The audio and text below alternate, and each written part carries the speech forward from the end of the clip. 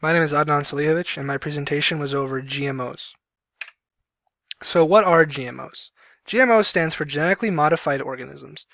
These organisms are basically living organisms whose genetic material has been artificially manipulated through genetic engineering. Genetic engineering is a process to basically manipulate the characteristics of an organism by manipulating its genetic material. So if you have, let's say, a piece of corn, scientists throughout the years have found ways to go into the genome of corn and basically have it produce a higher yield, basically survive longer throughout seasons, and basically make the organism itself better in a sense. So my first perspective that I wanted to tackle in this presentation was the view of the producers. Producers usually have a overall positive view.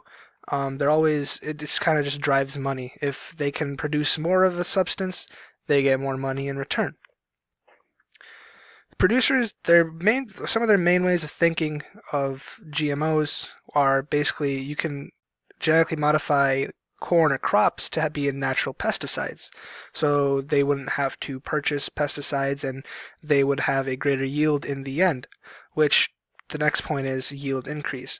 GMOs claim to basically have a higher yield percentage every year compared to organic crops.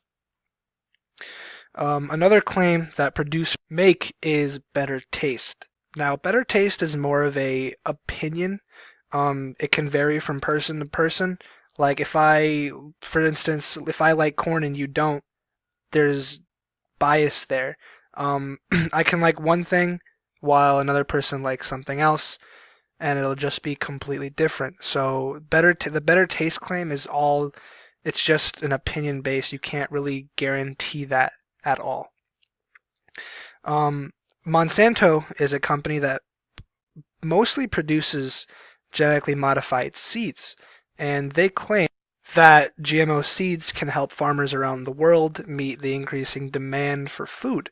Now, producers need consumers to help and basically purchase what they output. So my next viewpoint is the consumers. So consumers, they generally have a more negative view towards GMOs. There's a lot of safety concerns around with it because there's no guaranteed evidence that GMOs are safe. That being said, based on a study, consumers have been shown to hold more positive attitudes towards genetic engineering and its uses for basically for medical purposes over the food production purposes. That being said, they believe that there's more use in genetic engineering if you're thinking about it in a medical perspective with, let's say, curing diseases and such, versus eating food that could potentially in the future hurt you.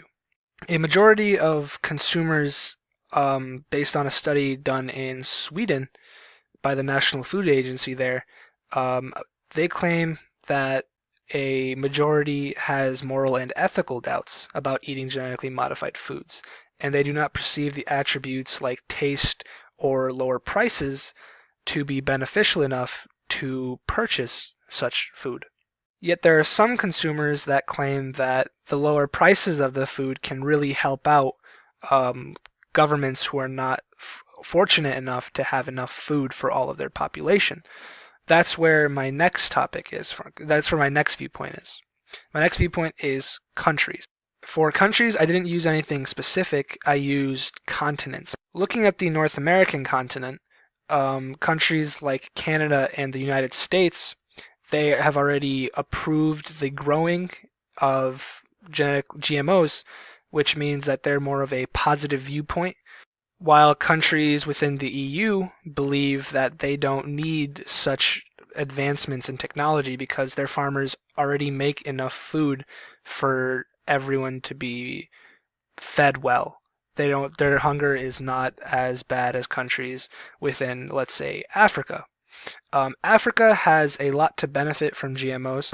They can benefit from this because about 27% of the continent is food insecure, which means that 27% will basically live day by day wondering what they will be eating for tomorrow or the next day. They won't have a steady food supply, which GMOs could potentially help with, such as with the yields or maybe genetically modifying the characteristics so that they grow better in like certain types of conditions, such as like the desert without rainwater. Now, I would like to end my presentation by asking the audience one question. Um, can food be evil? Based on producers' perspectives, not really. They have a generally positive view. But consumers, they don't share the same opinion, and they think that it's risky. As well as, and consumers build up countries, and which also means that most countries also do not approve of the growing or the mass production of GMOs. Thank you.